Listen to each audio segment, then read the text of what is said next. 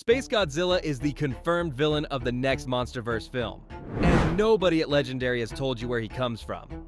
That silence is not an accident. The most powerful titan this universe has ever put on screen. A creature that reportedly keeps both Godzilla and Kong on the back foot for almost the entire movie cannot just fall out of the sky with no explanation. The groundwork is already buried in films you've watched, a series you skipped, and a novelization almost no one read. There are at least 5 separate origins hidden in Monsterverse canon that could birth this thing. And one of them is so obvious, by the end of this, you'll know exactly which star Godzilla's nightmare crawled out of. Here's what is locked in. Space Godzilla is the first Toho kaiju outside the sacred Big Five: Godzilla, Mothra, Ghidorah, Mechagodzilla, and Rodan, ever to be licensed into Legendary's Monsterverse. That alone should tell you how seriously they're taking him. He is the headline antagonist of Godzilla x Kong: Supernova in theaters March 26, 2027. And in the original 1994 Toho film he was born in, his origin was brutally simple. Godzilla's own cells drifted up into space. They got dragged into the crushing gravity of a black hole. Out there in the dark, they fused with a crystalline alien organism and came screaming back to Earth as a twisted, mountain-backed cosmic clone of the King himself. That's the blueprint. Cells, space, black hole, crystal, corruption. Now here's the problem the Monsterverse has to solve. You cannot just say a black hole did it in a franchise that has spent 6 films and 2 series obsessing over Hollow Earth, Titan biology, and an ancient natural order. The origin has to be earned. It has to connect to lore that already exists. So I've taken every thread this universe has already planted, every alien titan, every cosmic event, every buried legend, and laid out exactly how each one could be the path that creates Space Godzilla. 5 origins, built from the long shots up to the one I'd bet this channel on. Start at the bottom. The parasite that ate a god. Start with the one almost nobody talks about, because it's the darkest, buried in the canonical graphic novel Godzilla. Aftershock is a creature called Muto Prime, the apex of the parasite species, the ancient monster that hunted and killed Dagon, Godzilla's direct ancestor, before the king we know ever drew breath. Mutos are not random kaiju. They are radiation parasites. They find the most powerful nuclear organism on the planet, they latch on, and they breed inside it. Biologically, they are the perfect thieves of Titan power. Now follow the logic. A Muto Prime class parasite doesn't want any radiation. It wants Godzilla's, the densest concentration of nuclear life on Earth. Picture one of those things gorging itself on the King's shed cells after a battle, swelling with stolen atomic energy, and then getting caught in one of the gravity-inverted vortices that fling matter between the surface and the deep. Out there in the crushing cold beyond the atmosphere, exposed to cosmic radiation and the kind of crystalline mineral storms the source material always tied to Space Godzilla, that parasite doesn't die. It mutates. It armors itself in crystal. It grows into something that looks like Godzilla, because it is built from Godzilla the way a tumor is built from the body it kills. This is the long shot, and I'll tell you why it terrifies me anyway. It would mean Space Godzilla isn't a clone at all. He's a parasite that won. He's what happens when the thing that feeds on the king finally becomes bigger than the king. The Monsterverse has already shown us a parasite murdering Godzilla's bloodline once. And Aftershock ends with that horror buried, not beaten. And here's a detail Monarch would never put in a press release. Every classified file we've seen treats Muto reproduction as the single greatest containment threat on the planet. Above Ghidorah, above Rodan. They are more afraid of the parasites than they are of the gods. Sit with that, and then ask why. The cells that refuse to die. Origin 2 is the closest thing the Monsterverse has to a one-to-one match with the original Toho story, and it hinges on a creature most casual fans have never heard of, Shinomura. Pulled straight from the canonical prequel, Godzilla, Awakening, Shinomura is not one monster. It's a colony, a writhing mass of countless smaller organisms that can scatter into a glowing swarm, drift, survive a nuclear detonation, and then drag itself back together into a single body. It is Godzilla's oldest enemy, and its entire biology runs on one terrifying principle: it does not stay dead. blow it apart, and it just becomes more of itself somewhere else. Now remember what the king is. We have watched Godzilla die, or come within a heartbeat of it, twice. We've watched him soak a nuclear meltdown and walk it off. We've watched Mothra pour her own life energy into his body to drag him back from the edge. Godzilla's regeneration is, flatly, obscene. His cells are the most resilient biological material on the planet. So fuse those two ideas the way the original film did. Godzilla sheds cells in every cataclysmic fight. Boston, San Francisco, Hong Kong. What if a fragment of that regenerative tissue behaved like Shinomura? What if it didn't decay but dispersed? Got lofted into the upper atmosphere by a thermonuclear blast, drifted into the dark, recombined out there under raw cosmic radiation, and slowly rebuilt itself into a Godzilla that was never born on Earth at all? That is the literal Toho mechanism, Godzilla's cells in space. Except the Monsterverse already handed us the exact biological machine that makes it possible. In this version, Space Godzilla is a piece of Godzilla that fell off, refused to die, and grew back wrong. The alien that never left. Origin 3 is where it gets cosmic, and it solves the piece the others can't.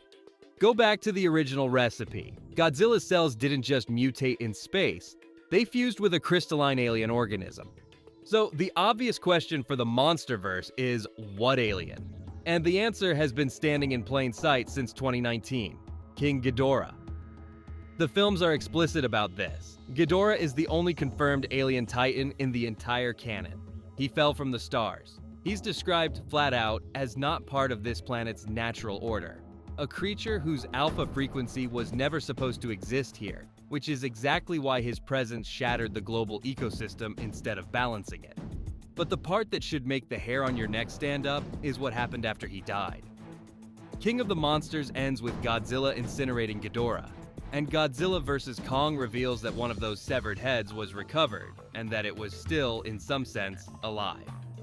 Apex Cybernetics wired it into Mechagodzilla as a living neural core. Ghidorah's consciousness, an alien intelligence, survived the death of his body, hijacked a brand new one, took over the machine, and turned it against its makers. That is the single most important piece of lore in this entire video.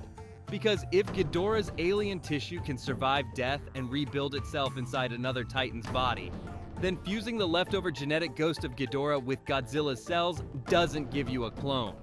It gives you Space Godzilla exactly as the original film intended him. Godzilla's flesh wrapped around an invader's mind, crowned in the same crystalline structures Ghidorah's biology always hinted at. The king's body. An alien soul. And nobody ever confirmed where the rest of Ghidorah's remains ended up. Which is the thing that keeps me up at night. After the oxygen destroyer, after the Mexico recovery, the films quietly stopped accounting for Ghidorah's body. One head went to Apex. Where did the others go? In a franchise this obsessive, a loose alien titan corpse is a loaded gun on the mantelpiece. And here's a breadcrumb you might have missed. One of the international titles floating around for the next film isn't just Supernova. It's Supernova Wars. War, as in plural sides. As in something old enough and angry enough that the conflict already has a name.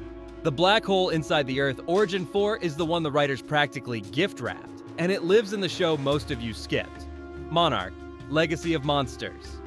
In that series, when scientists try to explain the hollow Earth rifts, the axis mundi, the gateway stitching our world to the realm below, they reach for one specific comparison.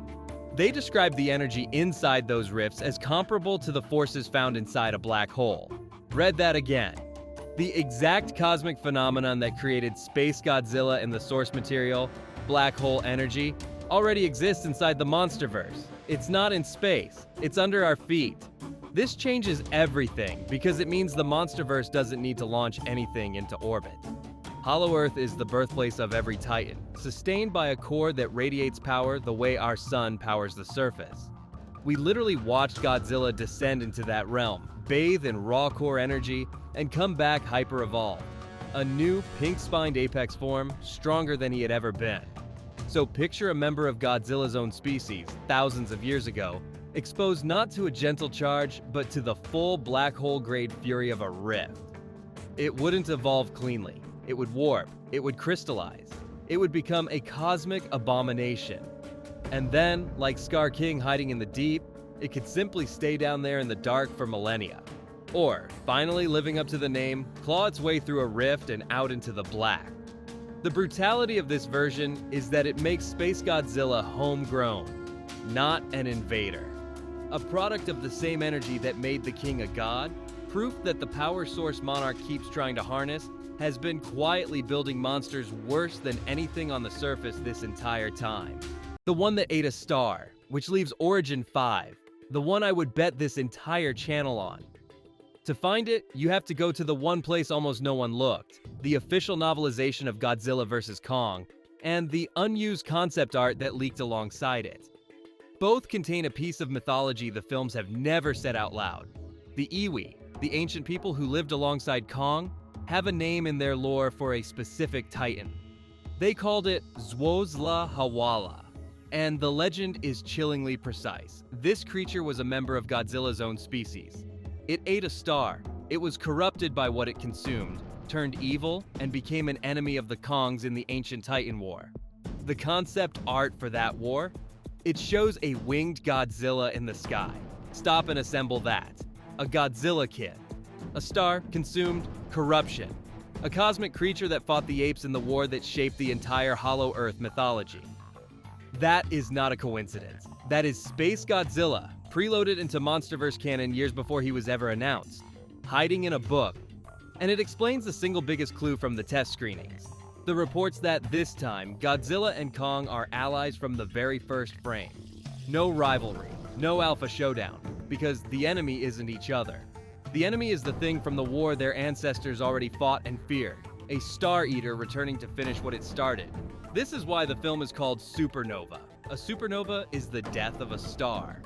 And the creature crawling out of that death is one of Godzilla's own kind, who stared into a dying sun, swallowed it, and came back as the most powerful titan this universe has ever shown.